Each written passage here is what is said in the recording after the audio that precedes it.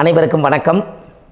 பாரம்பரிய திருவள்ளுவர் குலவம்சம் பிரசன்ன ஜோதிடர் சுப மாரிமுத்து திருப்பூரிலிருந்து இந்த பதிவு உங்களுக்காக.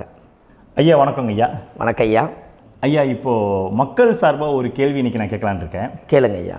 ஐயா அதாவது இந்த ஜாதகத்தில் முடக்கு இருக்கு, ஜாதகத்தையும் முடக்கிருச்சு, கண்டிப்பாக அதனால் வாழ்க்கையில் நிறைய பிரச்சனைகள் அப்படின்னு சொல்லி நிறைய பேர் கேட்குறாங்க. கண்டிப்பாங்க ஐயா. இந்த முடக்குங்கிறது என்னங்க ஐயா? அதற்கும் கர்மாவுக்கு ஏதாவது சம்மந்தம் இருக்காங்க ஐயா? ரொம்ப பற்றி சொன்னீங்கன்னா ரொம்ப உதவியாக இருக்குங்க. நல்ல கேள்விங்க ஐயா. இந்த கர்மாவே முதல்ல எங்கேருந்து வருது அப்படிங்கிறது தான் இப்போ நம்ம சொல்ல போகிறோம். இதுவரைக்கும் எத்தனையோ கருத்துக்களெல்லாம் நீங்கள் இந்த உலகத்தில் கேட்டிருப்பீங்க.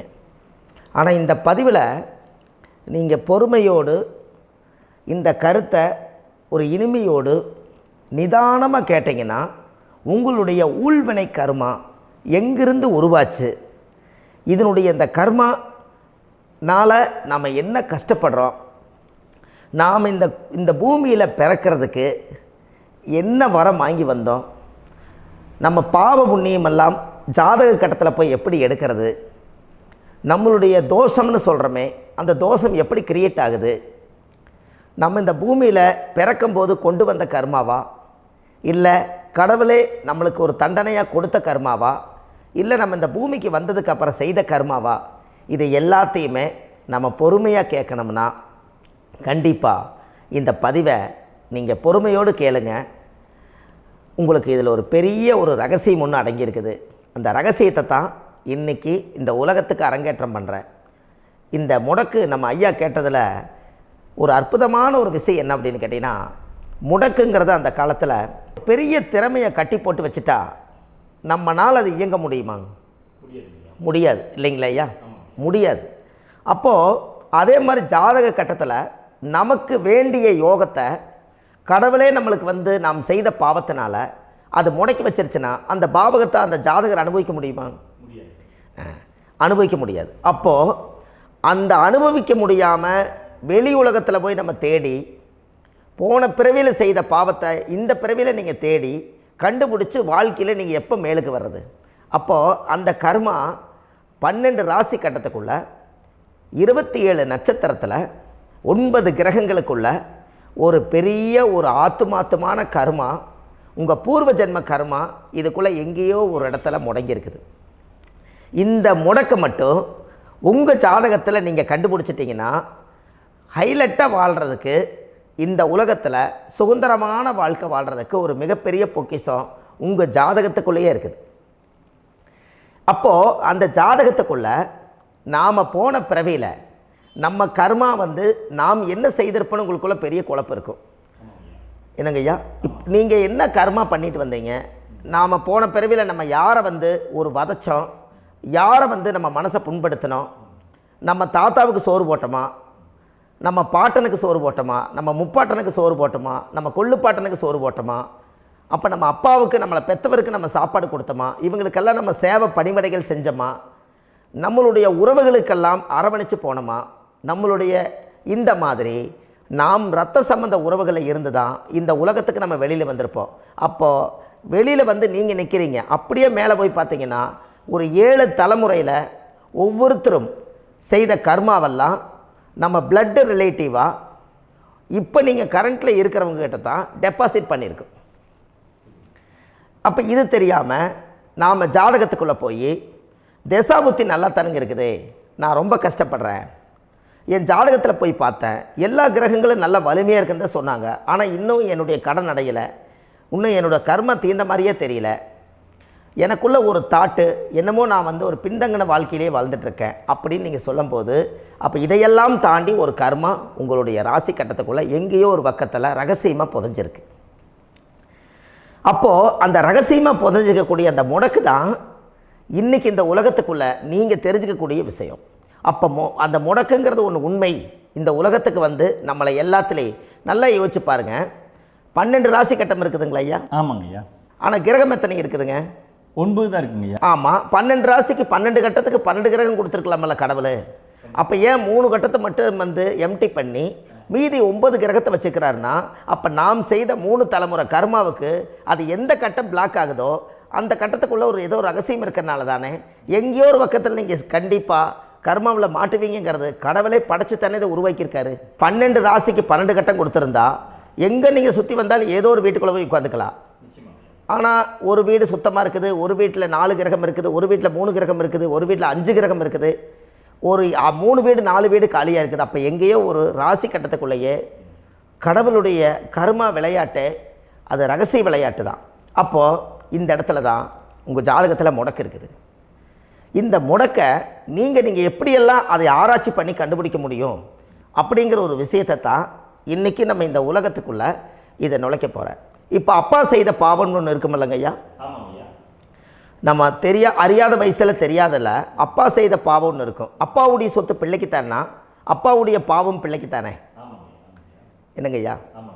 சரி, அப்போ தாத்தா இருக்கிறாரு, தாத்தாவுடைய கர்மா உயிர் எங்கே எழுதி வைக்கிறாருங்க? அப்போது மகனை விட்டுறாரு. அப்போ தாத்தா மாதிரியே முகம் இருக்குது, தாத்தா மாதிரியே அவருடைய நடை உடை பாவனை இருக்குது, அவர் தாத்தாவுடைய ஜீனு தான் அப்படின்னு இவர் சொல்லும்போது, அப்போ தாத்தாவுடைய சொத்து பேரனுக்கு சொந்தம்னா தாத்தாவுடைய பாவம் எங்கே போகுங்க? Very good. அப்போ அப்போது இந்த கர்மா எப்படி டிரான்ஸ்ஃபர் ஆகுதுன்னு உங்களுக்கு தெரியுதா? அப்போ நீங்கள் போன பிறவியில் அந்த தாத்தாவுடைய பேரனை நீங்கள் பிறக்கிறதுக்கு கர்மம் உங்களை செயல்பட வச்சுருக்குது. அதனால் நீங்கள் தாத்தாங்கிறீங்க. அதனால் அந்த கௌரவமாக எங்கள் தாத்தா சம்பாரித்த சொத்து நான் தான் அனுபவிக்கணுங்கிற விதியை நீங்கள் உருவாக்கிறீங்க. அப்போது இந்த ஜாதகத்தில் அந்த ஊழ்வினை தோஷந்தான் ஏதோ ஒரு வழியில் உங்களை கர்மாவை செயல்படுத்துது.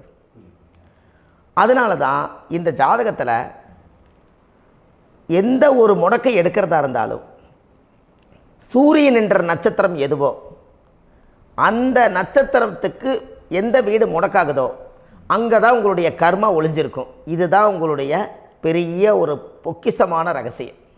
சரிங்க ஐயா, இப்போ இதில் நவகிரகங்கள் 9 இருக்கும்போது ஏன் சூரியனை மட்டும் நம்ம இதில் எடுத்துக்கணும்னு நீங்கள் சொல்கிறீங்க? நல்ல கேள்விங்க ஐயா. நீங்கள் கேட்டீங்க பார்த்தீங்களா, 9 நவகிரகம் இருக்கும்போது சூரியனை மட்டும், அந்த சூரியன் என்ற நட்சத்திரம் பிறக்கும்போது அந்த வீடு மட்டும் முடக்காகுன்னு நீங்கள் கேட்டீங்க இல்லையா? இதுதான் அற்புதமான கேள்வி. ஏன் அப்படின்னு கேட்டிங்கன்னா, சூரியன் அப்பாவோட உயிர் கரு போய் அம்மாவுடைய பனிக்கூடத்தில் கர்ப்பத்தில் வச்சு 10 மாதம் 300 நாள் சுமந்து நீங்கள் இந்த பூமிக்கு வெளியில் வரும்போது நீங்கள் என்ன பாவத்தை இவங்க விதைச்சாங்களோ அந்த கர்மாவை வாங்கிட்டு தான் நீங்கள் வெளியில் பிரசவமாகறீங்க. இதுதானே? அப்போ சூரியன் என்ற நட்சத்திரம், அந்த சூரியனுங்கிறது உயிர் கருவல்லவா, அப்பாவுடைய உயிரணுக்கள் அம்மாவுடைய கருவிக்குள்ளே போய் நாம் குழந்தை வடிவத்தில் இருந்து 300 நாள் பாவ உன்னித்த பதிவில் ஏட்டு எழுதி ஒரு ஜாதகத்தை கையில் கொடுத்து பிறந்த உடனே உங்களுக்கு ஒரு ஏட்டை பெரட்டி நீ இப்படித்தான் விதி, இனிமேல் இப்படித்தான் நீ வாழணும்னு சொல்லி உங்கள் கர்மாவை நீங்கள் கர்மாவோடு தானே வெளியில் பிறக்கிறீங்க. அப்போ சூரியன் என்ற நட்சத்திரம் தானே இந்த உலகத்துக்கு ஒரு பெரிய ஒரு மகத்துவம். இப்போ பாருங்கள், விடிய வரைக்கும் நம்ம முழிச்சிட்ருக்குறோம், காலையில் சூரிய உதயமானால் அவங்கவுங்க செயல்படுறோம். மீதி எல்லா கிரகங்களுக்குமே வெளிச்சத்தை கொடுக்கக்கூடிய சக்தி சூரியனுடைய பிம்ப ஒளிக்குத்தானே உண்டு, என்னங்க ஐயா? அதனால தான் மேசத்து உச்ச வீடுன்னு சொல்லி மேசத்தை உச்சம்னு சொல்லி சூரிய உச்சத்தை அங்கே தான் வச்சாங்க. அப்போது அந்த காலச்சக்கரத்துக்கு 5ஆம் இடம் பூர்வ புண்ணியஸ்தானத்தில் போய் சிம்மத்தில் கொண்டு போய் சூரியனை ஆட்சி வீடுன்னு வச்சாங்க. அப்போது சூரியனில் இருந்து தான் அந்த மையப்புள்ளி உருவாகுது. அப்போ உங்களுடைய ஜாதகத்தில் அந்த சூரியனாகப்பட்டவர் பிறக்கும்போது நீங்கள் உங்கள் ஜாதகத்தை நீங்கள் எடுத்துக்கங்க ஐயா. நீங்கள் இன்றைக்கே போய் கதவை திறந்து உங்கள் பெட்டியை திறந்து பீர்வாவுக்குள்ளே உங்களுடைய ஜாதகம் இருக்குது, அந்த ஜாதகத்தை எடுத்து ஜோதிடர்கிட்டையே நீங்கள் சந்தேகம் கேட்குறக்கு முன்பு நீங்களே உங்களுடைய கர்ம பற்றி தெரிஞ்சுக்கிறதுக்கு இந்த பதிவில் உங்களுக்கு ஒரு ரகசியத்தை சொல்லித்தரேன். உங்கள் ஜாதகத்தில் இப்போ இது வரைக்கும் ராசி கட்டத்தை நீங்கள் பார்த்துருப்பீங்க, ஆனால் பாதசாரம்னு ஒன்று இருக்கும் இல்லைங்களா? ராசிக்கு பாதசாரம்னு ஒன்று இருக்கும்.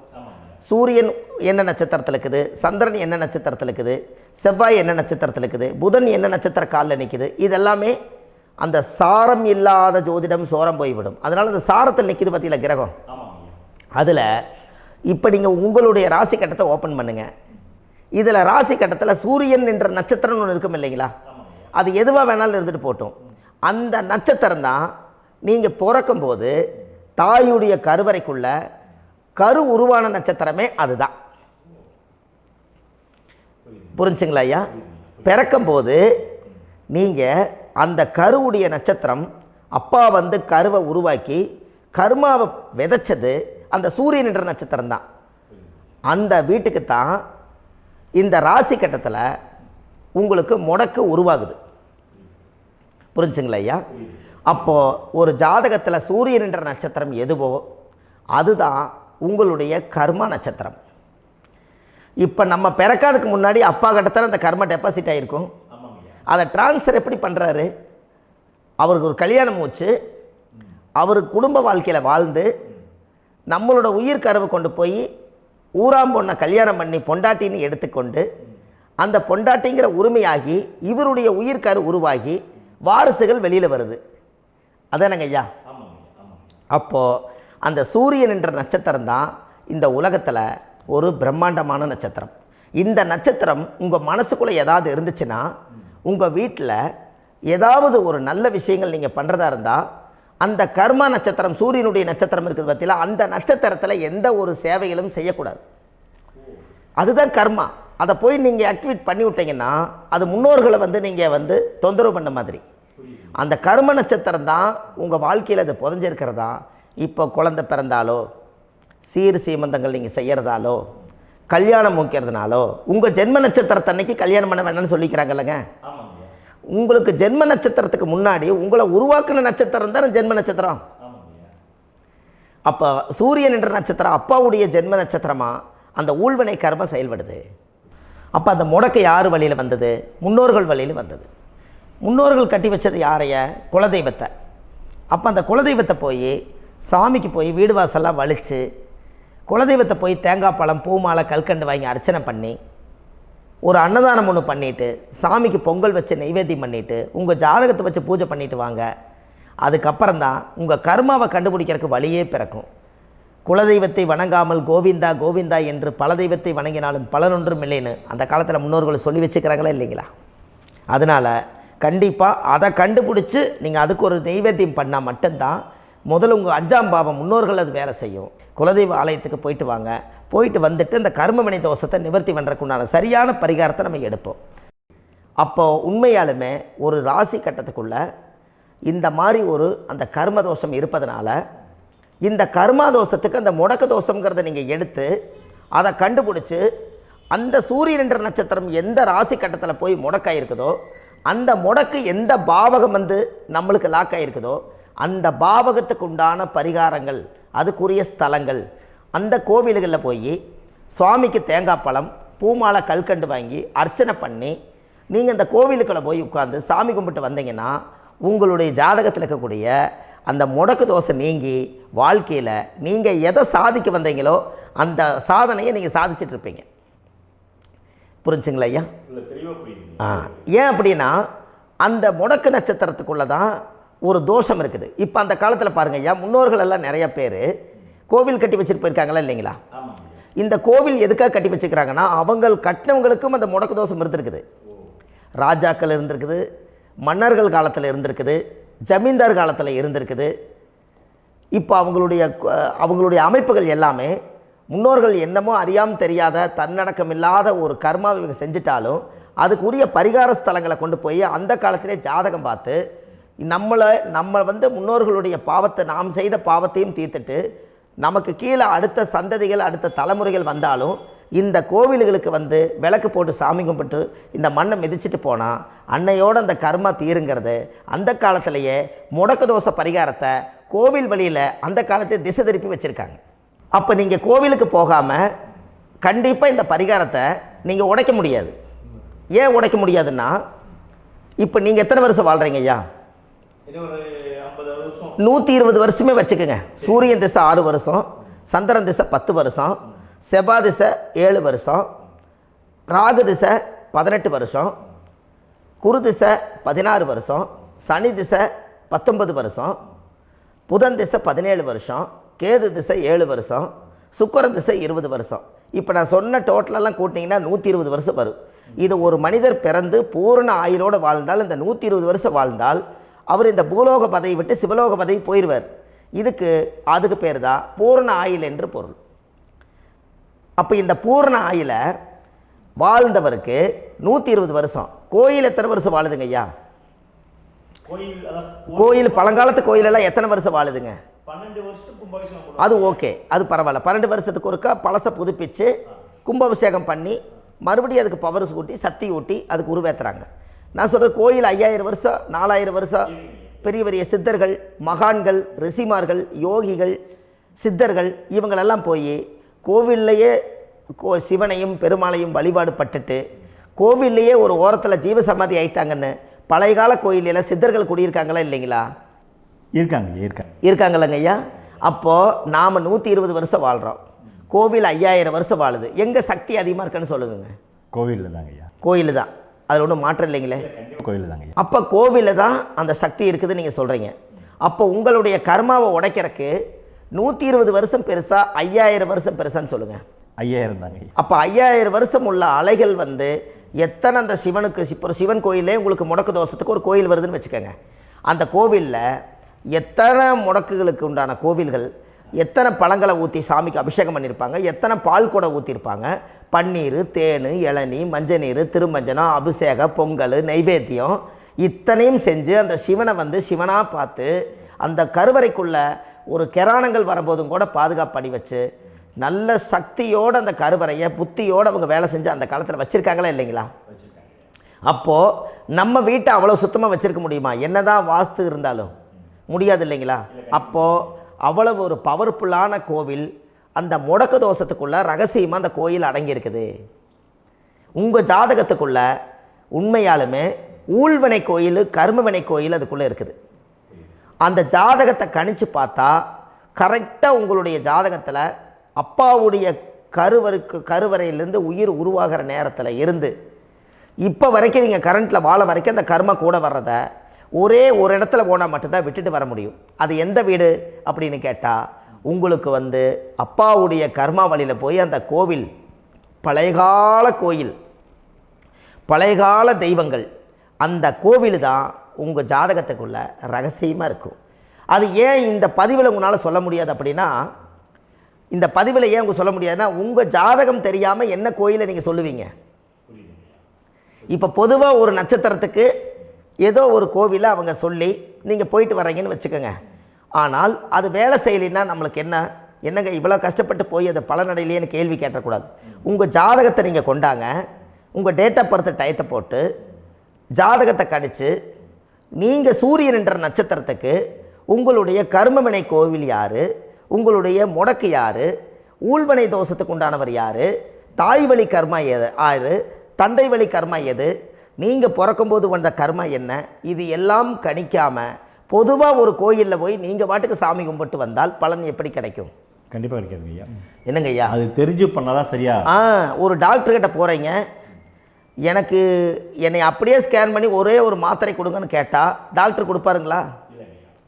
அவர் என்ன பிரச்சனை இருக்குதோ அதை முதல்ல கண்டுபிடிச்சி ஸ்கேன் பண்ணி பார்த்து ரிப்போர்ட் எடுத்து அது மூலியமாக தான் கொஞ்சம் எடுத்து ஐயா உங்களுக்கு இந்த பிரச்சனை, இதுக்கு தீர்வுக்கு இதுக்குண்டான மெடிசன், இது இப்படித்தான் சாப்பிடணும்னு அது முறையாக சொல்லி அந்த உயிர் வாழ வைக்கிறாரு டாக்டர். அவர் ஒரு தெய்வ வடிவத்தில்.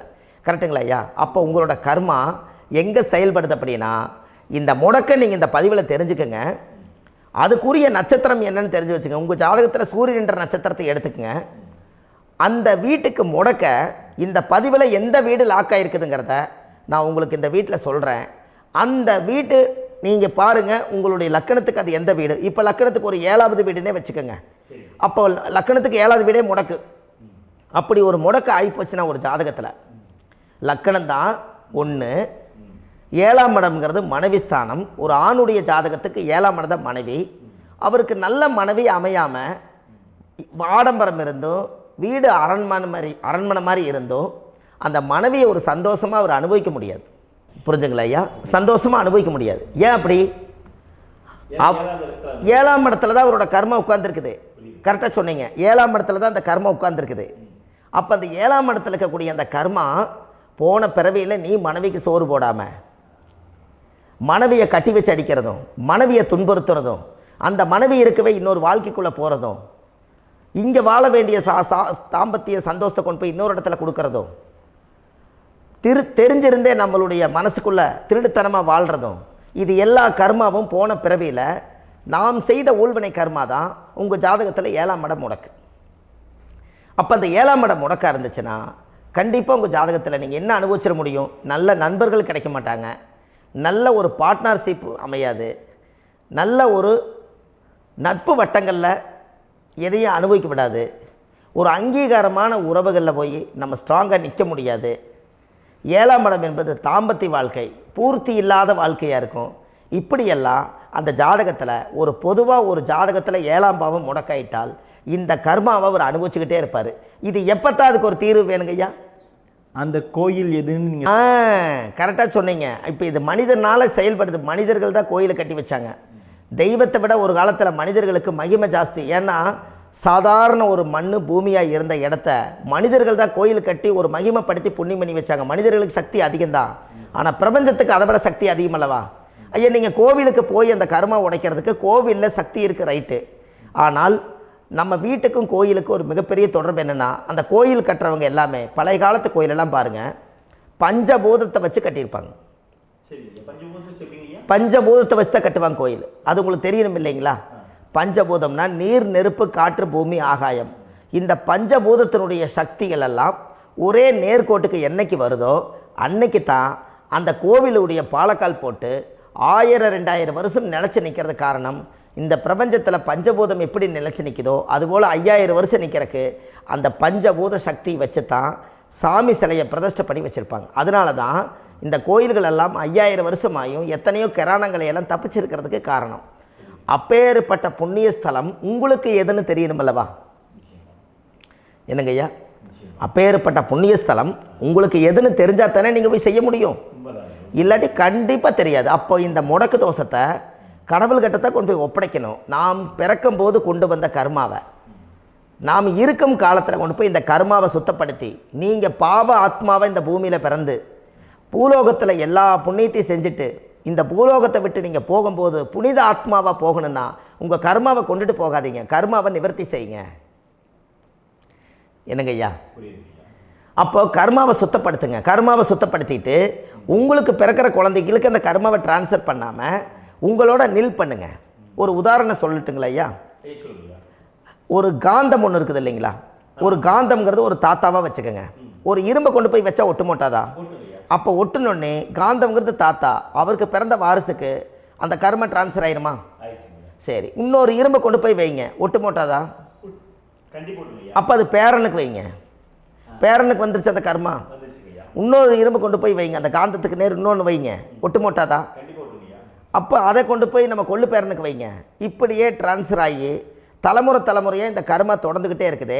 இந்த இடத்துல கொண்டு போய் காந்தத்துக்கு இரும்பு ஒட்டிகிட்டே இருக்குதுல்ல, இந்த இடத்துல ஒரு மரக்கட்டை செஞ்சு கொண்டு போய் கரெக்டாக வச்சுக்கினே போட்டுமா? அந்த மரக்கட்டையை கொண்டு போய் வைக்கிறவர் யார்?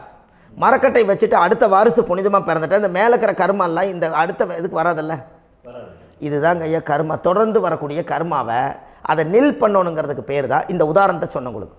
அப்போ நாம் இந்த பூலோகத்தில் நம்ம ஒரு தாயுடைய கருவறையில் இருந்து தொப்புள் கொடி அறுக்கும் நேரம் நாம் என்ன கர்மாவை வாங்கி வந்திருந்தாலும் அதையெல்லாம் ஆராய்ச்சி செய்து ஜாதகத்தில் முழுமையாக கண்டுபிடிச்சி ஒரு காலம் இல்லைனாலும் ஒரு காலம் நம்ம நல்லா இருக்கிறதுக்காக, நம்ம வாரிசுகள் எல்லாம் நலமடைஞ்சு வளமடைஞ்சு வர்றதுக்காக இந்த கர்மா தோஷத்தை கரெக்டாக கண்டுபிடிச்சி சரியான கோவிலுக்கு போய் நீங்கள் கர்மாவை நிவர்த்தி பண்ணி அங்கே பூஜை புனஸ்தானங்கள், சகசரநாம பூஜைகள், ஓமங்கள், வழிபாடுகள் இதெல்லாம் நீங்கள் செஞ்சு உங்களுடைய பாவத்தை எல்லாம் கழித்து உங்கள் ஜாதகத்தவே யோகமாக மாற்ற முடியும்.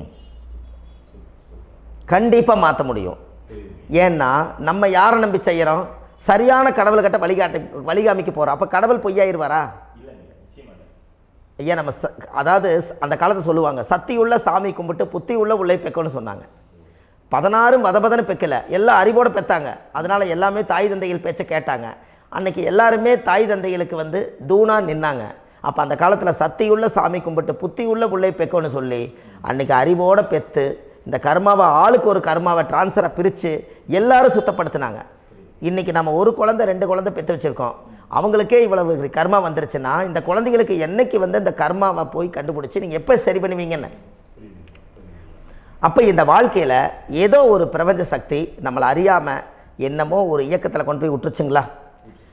அப்போ இனிமேலாவது இந்த கர்மாவில் இருந்து கண்டிப்பாக நம்ம நிவர்த்தி ஆகணும்னு சொன்னால் இந்த முடக்கு தோஷத்தை யாரெல்லாம் கண்டுபிடிச்சி இந்த ஊழ்வினை கர்மாவில் இருந்து நாம் கருவறையில் சுமக்கும் போது 10 மாதம் நீங்களாம் என்னென்ன நினச்சிருப்பீங்க? அதாவது கருவறைக்குள்ள கருப்பாக ஒரு பிண்டம் இடப்பக்கம் கிடக்கையில் இந்த பூமிக்கு வரும்போது நீங்கள் என்னென்ன நினச்சிருப்பீங்க?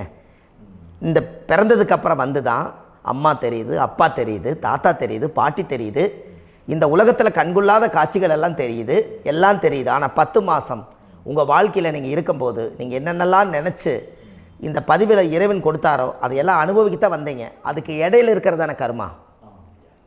இந்த ஒரு விஷயம் உங்களுக்கு கிடச்சிருச்சுன்னா நீங்கள் எல்லாருமே ராஜயோகமாக பிழைப்பீங்கள்ல. இதில் ஏழை பணக்கார யாரையுமே சொல்ல வரல. அவங்க பிறக்கும்போது புண்ணியத்தை பொறுத்து தான் போன ஜென்மத்தில் நம்ம என்ன புண்ணியங்கள் பண்ணி வச்சோமோ அந்த புண்ணியத்தில் இன்றைக்கி நல்லா வாழ்கிறாங்க. ஒருத்தர் கேட்டார், என் ஜாதகத்தில்ங்க எங்கூட படித்தவர் இடம் வாங்கிட்டார், வீடு வாசல் கட்டிட்டார், தொழில் பண்ணிட்டார், நல்லா இருக்கார், ஆனால் நான் இன்னும் அப்படியே தான் இருக்கிறேங்கன்னு ஒருத்தர் கேட்டார். அதுக்கு ஒரு கருத்து என்னென்னா, டேட் ஆஃப் பர்த் ஒன்று தான், டைம் ஒன்று தானே வச்சுக்கோங்க. அவங்க அப்பா செஞ்ச புண்ணியம் வேறு, நீங்கள் செஞ்ச பாவங்கள் வேறு. அவர் செஞ்ச புண்ணியத்தினால அவருக்கு எல்லாமே முன்னாடி கிடைக்குது. நீ கர்மாவெல்லாம் கழிச்சிட்டீன்னா பின்னாடி கிடைக்க போகுது. இதில் மற்றவங்களை பற்றி வேற்றுமையாக நினைக்கிறதுல எந்த ஒரு இதுவுமே இல்லை. அப்போ ஒருத்தர் பார்த்து ஒருத்தர் வாழ வேண்டாம். உங்களுடைய சுய அறிவை வச்சு இந்த பூலோகத்தில் இந்த பூமியில் நீங்கள் 4 தெரிஞ்சு நல்ல விதமாக கற்றுக்கிட்டு இந்த உலகத்தில் சிறப்பாக வாழ கற்றுக்குங்க. அதுக்கு அந்த ஊழ்வினை தோஷத்தை கண்டுபிடிங்க. உங்களுக்குன்னு ஒரு முடக்கு இருக்குதுங்கிறத இன்றைக்கி நீங்கள் எழுதி வைங்க. அதை எப்படியாவது கண்டுபிடிங்க, அதை தேடுங்க. ஒரு முறை நீங்கள் ஜாதகத்தை கொண்டு வாங்க. அந்த ஜாதகத்தை கொண்டு வந்து உங்கள் பாவகத்தில் எத்தனாம் பாவம் முடக்காயிருக்குதுன்னு பாருங்கள். அந்த பாவகம் முடக்காயிருச்சுன்னா உங்கள் வாழ்க்கையில் அதிலிருந்து உங்களால் வெளியில் வரவே முடியாது, கண்டிப்பாக வர முடியாது. அதை நீங்கள் கண்டுபிடிச்சா மட்டும்தான் நீங்கள் மேலே வர முடியும். ஏன்னா நிறைய பரிகாரங்கள், பூஜைகள், யாகங்கள், ஓமங்கள் எல்லாம் செய்து வச்சும் கூட அந்த கர்மவினைக்கு உண்டான கோவிலுக்கு போய் அந்த 5000 வருஷ பழமை வாய்ந்த தெய்வத்துக்கிட்ட போய் நீங்கள் முறையிட்டு விளக்கு போட்டு உங்கள் கர்மத்தை எல்லாம் நான் நீ தான் தீர்த்து கொடுக்கணும்னு சொல்லி நம்பிக்கையோடு நீங்கள் போய் அந்த சரணாகதி அடையிறீங்க பாருங்கள், அங்கே தான் உங்கள் கர்மாவை எடுத்து விடுறாரு. அப்போ இந்த ரகசியம் உங்களுக்கு வேணுமல்லவா?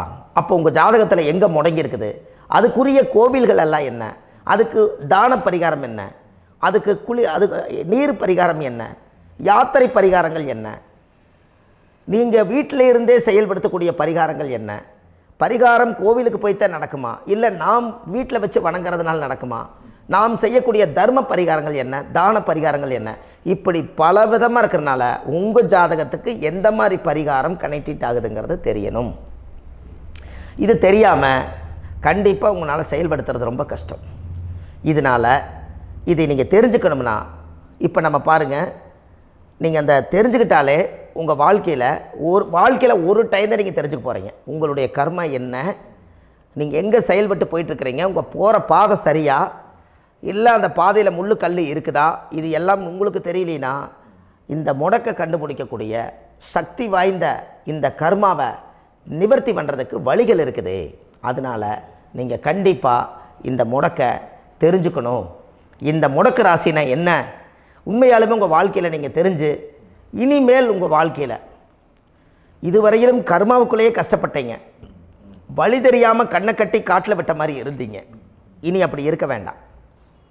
உங்கள் ஜாதகத்தில் 12 ராசி கட்டத்தில் 9 கிரகம் போகும், மீனி 3 கிரகம், 3 கட்டம் உங்களுக்கு எங்கேயோ ஒரு பக்கத்தில் 3 கட்டம் எம்டியாக தான் இருக்கும்.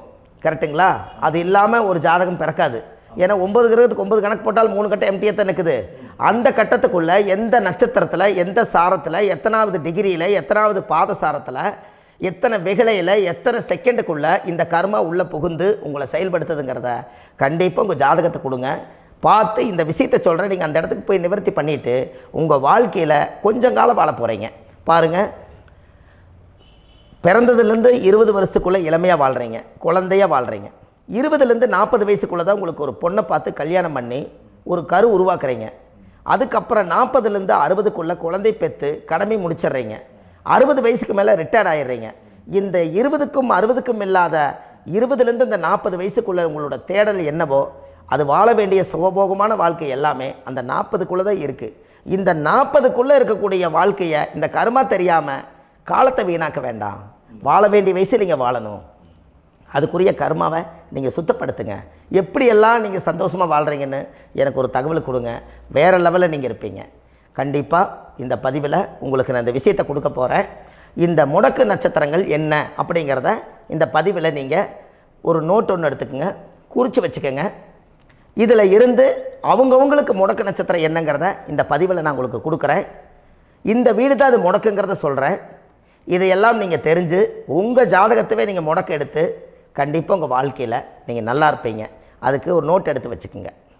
இது வரைக்கும் கர்மாவை பற்றி நம்ம பேசினோம். உங்கள் ஜாதகத்தில் சூரியன் என்ற நட்சத்திரத்துக்கு தான் முடக்குன்னு சொன்னீங்களே, எந்த வீடுங்கிற ரகசியத்தை இன்றைக்கி நம்ம எல்லோரும் தெரிஞ்சுக்கலாமா? இத்தனை காலமாக நீங்கள் தெரிஞ்சுக்காத ஒரு ரகசியத்தை இன்றைக்கி உங்கள் ஜாதக கட்டத்தில் நீங்களே முடக்க கண்டுபிடிச்சி அதுக்குண்டான பலனை தேட போகிறீங்க. அந்த தேடல் தான் உங்களை கொண்டு போய் உட்கார வைக்க போகுது. ஒரு உதாரணம், உங்கள் ஜாதகத்தில் பாதசாரம் இருக்குது அல்லவா? அந்த பாதசாரத்தில் சூரியன் என்ற நட்சத்திரம், சூரியன் நின்ற நட்சத்திரம் பாதசாரத்தில் கரெக்டாக எடுங்க. சூரியன் என்ற நட்சத்திரம் திருவாதிரை நட்சத்திரமானால் உங்களுக்கு முடக்கு யார் வரும்னு தெரியுங்களா? மிதுனம் தான் உங்களுக்கு முடக்கு வரும். அப்போ இந்த மிதுனம் முடக்க இருக்கிறனால உங்கள் வாழ்க்கையில் அது புதன் வீடு, அது மாமன் வர்க்க வீடு. அப்போ மாமன் வழியில் ஏதோ ஒரு கர்மா உங்களை செயல்படுத்தி அதை கொண்டு வந்துக்கிட்டு இருக்குது. அப்போ கண்டிப்பாக இப்போது இத்தனை நாள் தெரியாத ஒரு ரகசியம், உங்கள் லக்கணத்துக்கு அந்த மிதுனம் எத்தனாவது வீடுன்னு நீங்கள் பாருங்கள். அந்த வீடு தான் முடக்கி வச்சுருக்குது. அந்த பாவகத்தை நீங்கள் அனுபவிச்சுட்டு இருக்கிறீங்க. அதுதான் கர்மா. இந்த கர்மாவில் இருந்து நீங்கள் வெளியில் வரணுன்னா இனி அதை கண்டுபிடிக்கிறதுக்கு உண்டான வழிமுறைகளை நீங்கள் தேடுங்க. வாழ்க்கையில் நீங்கள் முன்னுக்கு வந்துடுவீங்க. திருவாதிரை நட்சத்திரத்தை பற்றி இது வரைக்கும் நீங்கள் பார்த்தீங்க. திருவாதிரைக்கு அடுத்தது புனர்பூச நட்சத்திரத்தை பற்றி அடுத்த பதிவில் நம்ம பார்ப்போம். நம்ம ஆன்லைன்லேயே ஜாதகம் பார்க்குறோம். உங்கள் date of birth, time, place கொடுத்தீங்கன்னா போதும். உங்களுக்கு ஜாதகத்தை கணிச்சு ஃபோன்லேயே உங்களுக்கு கர்ம ராசி கண்டுபிடிச்சி உங்களுக்கு உண்டான கர்ம பரிகாரத்தை சொல்லி உங்கள் வாழ்க்கையில் ஒரு வெளிச்சத்தை கொண்டு வர்றதுக்கு என்றைக்கும் உங்களுக்கு உறுதுணையாக இருப்பேன். நீங்கள் கண்டிப்பாக இந்த பதிவுகள் எல்லாம் இது உங்களுக்காகத்தான். இது அதிகாலை நேரத்தில் பிரம்ம முகூர்த்தத்தில் இந்த பதிவை உங்களுக்கு முழுமையாக சமர்ப்பணம் பண்ணுறேன். இதை கற்று இதை வழி நடத்தி இதைய எப்படியெல்லாம் இந்த முடக்கை கண்டுபிடிச்சி இப்படியெல்லாம் பேச வச்சு அழகு பார்க்க நம்ம முன்னோர்களுடைய ஆசீர்வாதமும் இந்த முடக்கை கண்டுபிடிச்ச குருமார்களும் அவங்களுடைய குடும்ப பாரம்பரிய வம்சாவளிகளும் எல்லாருமே நல்லா இருக்கணும். அதுக்காக இந்த நேரத்தில் நான் அடியேன் சுப மாரிமுத்தாக இருந்து திருப்பூர்லேருந்து இந்த பதிவை உங்களுக்கு நான் கொடுக்குறேன். கண்டிப்பாக இந்த முடக்கு கோயிலுக்கு, இந்த முடக்கு தோஷத்துக்கு உண்மையான பரிகாரங்கள், எளிமையான பரிகாரங்கள் நீங்களே வாழ்க்கையில் செஞ்சு ஆதிகால பரிகாரங்கள் உங்கள் மனசுக்குள்ளே இருக்குது. அதை செயல்படுத்தினா மட்டும் போதும். வாழ்க்கை எங்கேயோ போயிடும். கண்டிப்பாக ஒரு முறை உங்கள் ஜாதகத்தை அனுப்பி வைங்க. உங்களுக்கு நான் பார்த்து பலன் சொல்கிறேன். இன்றைக்கி நான் கொடுத்த பதிவுகள் எல்லாம் உங்களுக்கு ரொம்ப பயனுள்ளதாக இருந்திருக்கும். உங்களுக்கு இது வரைக்கும் எத்தனையோ கர்ம வினைகளை பற்றி தெரியாமல் இருந்திருப்பீங்க. இந்த பதிவில் நிறைய கேட்டு தெரிஞ்சுக்கிட்டீங்க. இதெல்லாம் வாழ்க்கையில் ரொம்ப முக்கியமான பரிகாரங்கள், எளிமையான பரிகாரங்கள். நேராக நீங்கள் கடவுளைத்தான் கெட்டியாக பிடிக்க போகிறீங்க. அந்த பரிகாரங்கள் எல்லாம் செஞ்சு அதிகாரமாக வாழ்ந்து இந்த பூலோகத்தில் நல்ல சிறப்பாக வாழ்கிறதுக்கு இந்த பரிகாரம் உங்களுக்கு ரொம்ப யூஸ்ஃபுல்லாக இருக்கும். கண்டிப்பாக இந்த பதிவை செய்யுங்க. நம்ம பாரம்பரிய திருவள்ளுவர் குல வம்சம், பிரசன்ன ஜோதிடர் சுப மாரிமுத்து, திருப்பூரில் இருக்கேன். 30 ஆண்டு காலமாக நம்ம ஜோதிடம் பார்த்து கொண்டு இருக்கிறோம். இவ்வளவு காலமாக எத்தனையோ ஆயிரக்கணக்கான மக்களுக்கு நம்ம ஜோதிடம் பார்த்து வழிகாட்டி நிறைய மக்களுக்கு நிறைய சேவைகள் செஞ்சுருக்கேன். நிறைய கோயில் கட்டி வச்சுருக்கேன், கும்பாபிஷேகங்கள் பண்ணி வச்சுருக்கேன், அன்னதானங்கள் நிறையா பண்ணி வச்சுருக்கேன், புண்ணிய யாத்திரைகள் நிறைய போய் வந்திருக்கேன். மக்களுக்காகவே நான் உங்களுக்கு உழைக்க தயாராக இருக்கேன். இந்த ஜோதிடம் என்னுடைய ஒரு பாரம்பரியமாக என்னுடைய அப்பா, தாத்தா, முன்னோர்கள் இதெல்லாம் எங்களுடைய குலத்தொழில் இது.